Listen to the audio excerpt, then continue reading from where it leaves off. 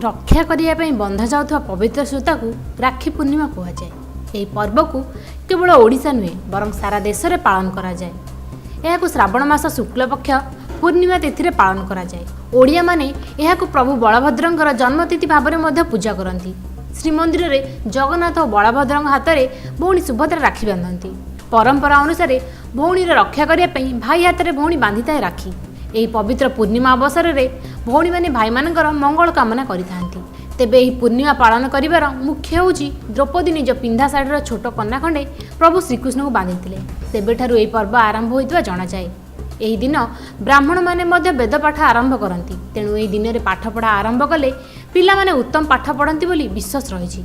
पुराण शास्त्र अनुसार पूर्व और उत्तर दिग को मुह करा जाय समस्त मांगलिक काम करा जाए। तेणु ए पवित्र बंधन रे मध्य भौणी भाई को उत्तर किंबा पूर्व मुखा करी बसाई डाहाण हाथ में राखी बांधि थाए। श्रीमंदिर में सकाळ धूप सूर्य पूजा आदि विभिन्न पूजा सरिबा परे एही पर्व आयोजन करा जाय थाए।